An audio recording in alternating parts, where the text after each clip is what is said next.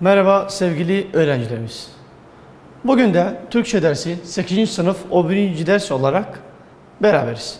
Biz geçen derslerde dilek kiplerini, gereklilik, şart, istek, en sonunda da emir kipini, olumlu, olumsuz ve olumlu soru şekillerini teker teker anlattık ve çekim şekillerini uyguladık.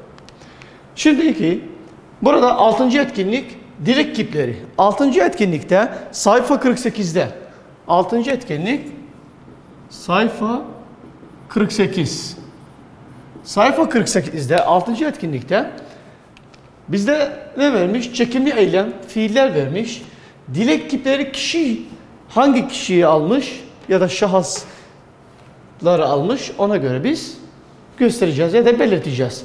Burada çekim eylemi hepsinin gelse, konuşalım, okusak, yazmalıyız, bilesin, gitsin, yaşa, göreyin, gül, uyumalısın diye çekimli eylemler vermiş. Yani sadece fiil kökü değil, çekim şeklinde vermiş. Bakın not gibi burada dikkat edin. Gereklilik kipi ne alırdı? Malı meli artı kişi eki. Şart sa se alırdı. İstek a e alırdı. Emir kipinde sadece kişi eki alır.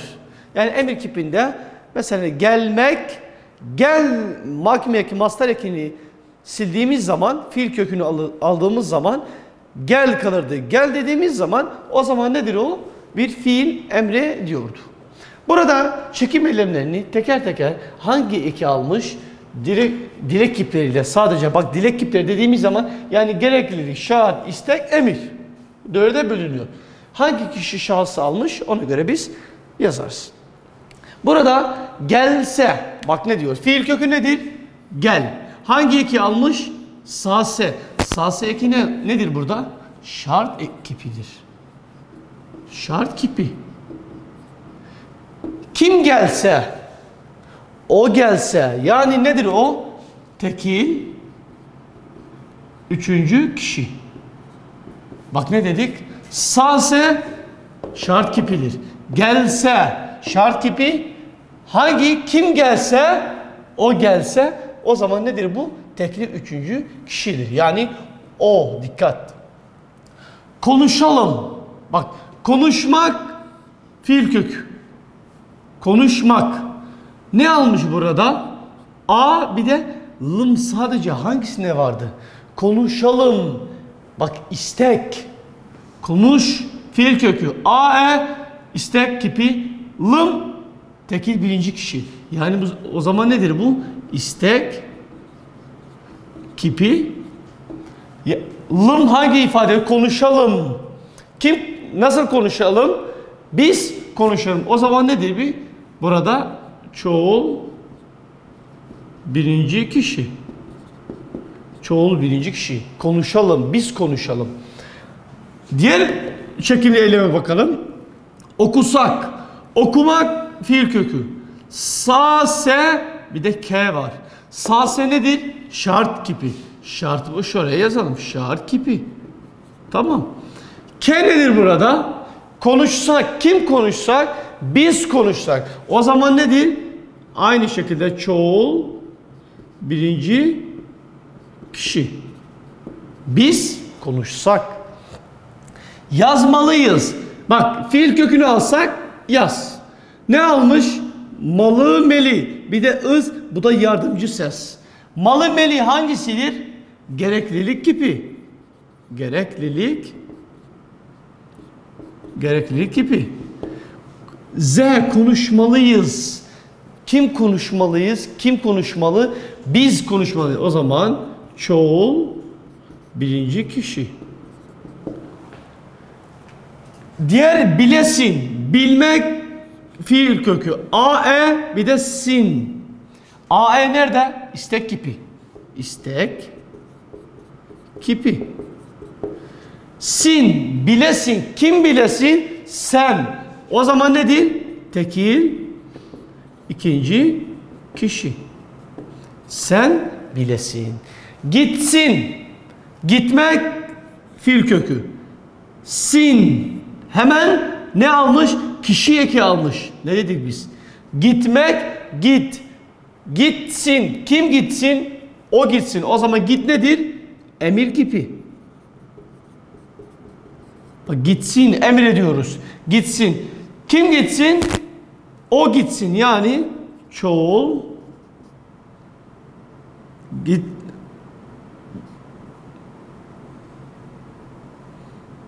Pardon. Kim gitsin?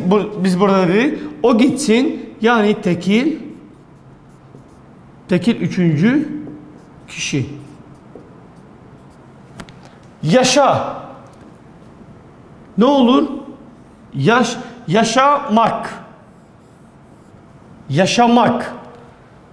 Mek kalırsak şu şekildedir bu. Yaşamak. Mekisi ne kalır? Yaşa. Nedir? Emir kipi. Kim yaşasın? Yaşa. Sen çok yaşa. Mesela. Bu arada ne diyor? Sen çok yaşa. Sen çok yaşa. O zaman ne değil? Tekil ikinci kişi. Yaşa. Göreyim. Bak. Görmek fiil kökü. im almış. Bu da yardımcı ünsüz. Göreyim. istek kipi. İstek kipi. Kim göresin? Kim göreyim? Ben göreyim. Yani nedir? Tekil birinci kişi. Gül. Sadece gül vermiş. Sadece gül. Hiçbir kişi eki almamış. Gül. O zaman nedir? Emir kipi. Emir kipi. Kim orada gülsün? Kim orada? Sen gül. Yani ne olur burada? Tekil ikinci kişi. Tekil ikinci kişi. Uyumalısın. Uyumak fiil kökü. Malı meli gereklilik kipi. Sın. Uyumalısın. Sen uyumalısın. O zaman nedir bu? Gereklilik kipi.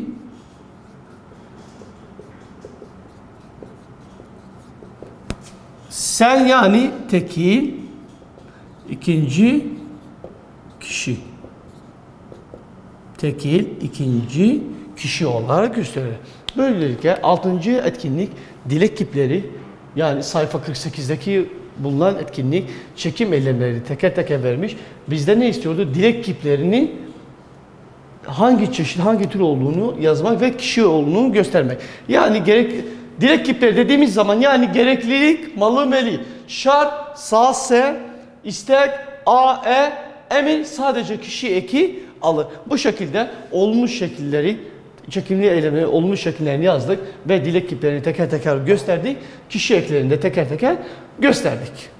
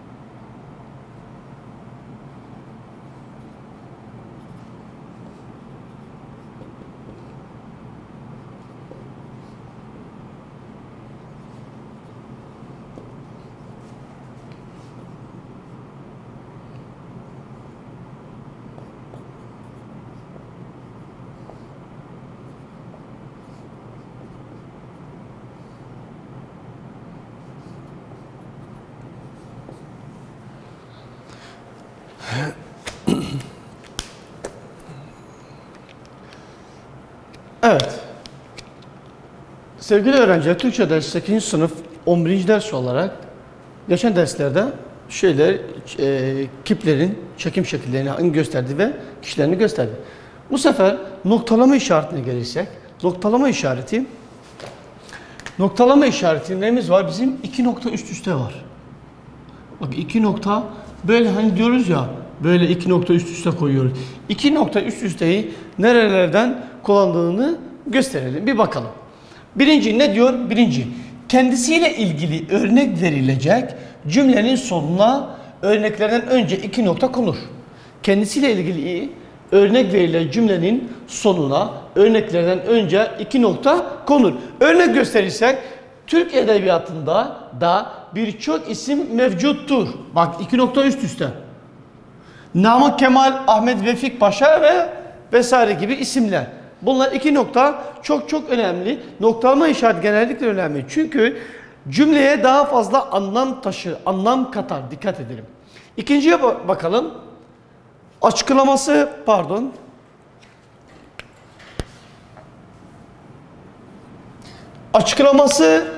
yapılacak bir cümlenin sonuna 2 nokta konur. Açıklaması yapılacak bir cümlenin sonuna 2 nokta konur. Örnek gösterirsek, aktör 2 noktayı koyduk, yani o kişi aktör, erkek tiyatro sanatçısı ve cümlenin sonuna kadar. Açıklaması yapılacak bir cümlenin sonuna 2 nokta konur.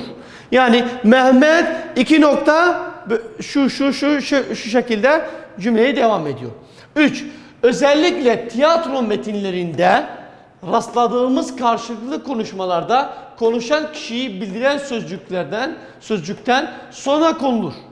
Tekrar okuyorum. Özellikle tiyatro metinlerinde rastladığımız karşılıklı konuşmalarda konuşan kişiyi bildiren sözcükten sonra konulur. Örnek, mesela Yusuf ne diyor? Yusuf 2 nokta Ahmet, Hasan, her kimse 2 nokta niye dönüp dursun bir o yana bir bu yana. Karşıdaki kişi Züleyha mesela cevap veriyor. Züleyha 2 nokta, yani Yusuf 2 nokta cümlenin devamı, Züleyha 2 nokta cümlenin devamı. Düşünceler sarar bir yanımı Yusuf'um diye devam ediyor. 4.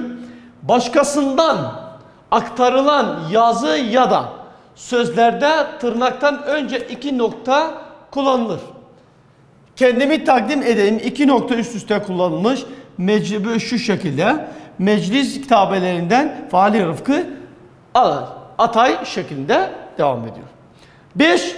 Bir yazıda konuşma cümlesinin geleceğini bildiren cümlenin sonuna konuşma çizgisinden önce konur.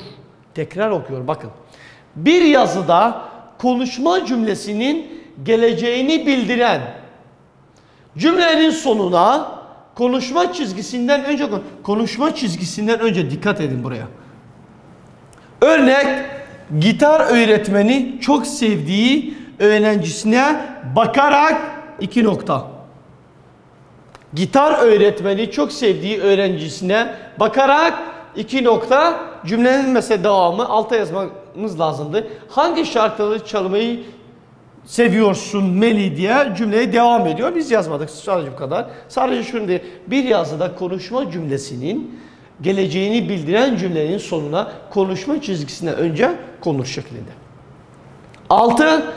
Genel ağ adreslerinde, hani diyoruz ya www.com falan diyoruz ya, Google falan, o örnekler gibi genel ağ adreslerinde kullanılır. Yani mevka dediğimiz zaman adreslerinde, ağ adresine kullanılır. Örneğin https 2 nokta var, 2 nokta www.google.com şeklinde 2 nokta da orada da kullanılır. Kullanım yerleri şu şekilde. 7 ve en son, matematikte bölme işaretinin yerine kullanılabilir. Ne koyuyordu? Mesela matematikte noktayı çarpı yerine koyuluyordu. 2 nokta ne yerine koyuluyordu burada? Neden kullanılır? Bölme işareti. Bak, bölme işareti yerine koy.